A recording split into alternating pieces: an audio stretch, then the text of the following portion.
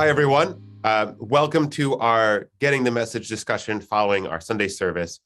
This is a unique Getting the Message because I am hosting our Director of Religious Education, Ember Kelly, who was in charge of leading this service because it was our holiday, multi-generational, led by our children, our families, and by Ember. So I am doing the interview questions. I am delighted to be here doing this. I'm Skylar Vogel. I am the senior minister here, and we had a great service. It was delightful. And Emma, tell us a little bit about what you did. Yeah, so the multi-generational, I've also started using the word youth-led because I feel like that makes a little bit more sense to some people than hearing multi-generational.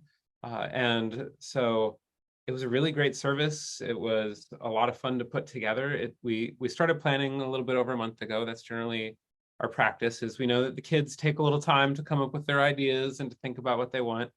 But we came up with the theme Heroes for the Holidays because in our lower elementary and upper elementary curriculum, they're doing this curriculum based around looking at superheroes. It's this really great UU curriculum that thinks about like how the superheroes show caring for others, how the superheroes show self-exploration and the UU principles. It's been a really cool curriculum. And so we came up with Heroes for the Holidays. I thought this morning that maybe I should have asked Cynthia to rewrite There's No Place Like Home for the Holidays to be, There's No Place Like Heroes for the Holidays. Yeah. Last second thoughts.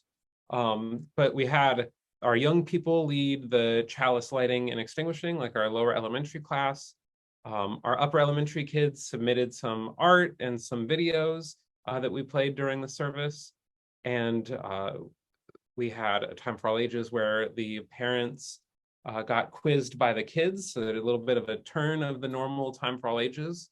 And then we also had a special play put on and written by two of our high schoolers, Opal and Penelope Matthew, and myself. We wrote this script together, exploring A Christmas Carol, but if Scrooge was a student in the RE program who really hated multi-generational Sunday. Wow. It was a real work of art. Yeah, I'm sure it is. Well, and Charles Dickens, who wrote the original Christmas Carol, of course, was Unitarian as well. So that fits in really well thematically with our service. I think he would appreciate it. Sure, he would. He really wanted to embody. The story is he came to Boston and met with prominent Unitarian ministers and went back and said, I have to write a Unitarian Christmas story that really embodies what Unitarian Christmas is, and he gave us a Christmas Carol. So it sounds like you are in the shoes and on the shoulders of Charles Dickens today. Practically the same person. So who would you say is the most UU of superheroes? Oh gosh. I mean, Spider-Man, I could see attending like a New York UU church, because he is our friendly neighborhood Spider-Man, and he is very much like interacting with the average people and like getting a feel for the overall picture of his whole community, and not just Tony Stark up in his tower only fighting for his billions. And so Spider-Man was very concerned with justice and with trying to do what's right. Maybe Captain America too was also very much like motivated by doing what is right. I think even in the comics, they did have him kind of go against the American government a few times. So there's a willingness to both like embody the best of what America can be, which is, I think something a lot of UUA folks strive for in our like democracy work. Sure. But also the willingness to challenge the systems of injustice. Yeah. Wow. So they're both New Yorkers too. So like we're just New York UUs. We know Boston gets the big name, but we'll put in a good word for New York UUs. You heard that Spider-Man was a Unitarian Universalist here for the first time.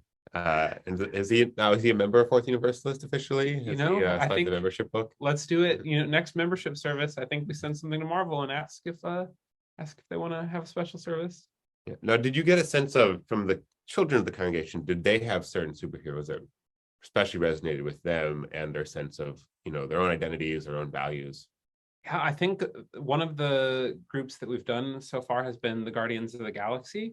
And I think that was a good fit for a lot of the kids because it's kind of the band of misfits. And I think for especially a lot of maybe like the upper elementary students, especially, they're kind of like figuring themselves out, figuring out where they belong, who are their friends, like how do they fit in a group of misfits is a kind of a very appropriate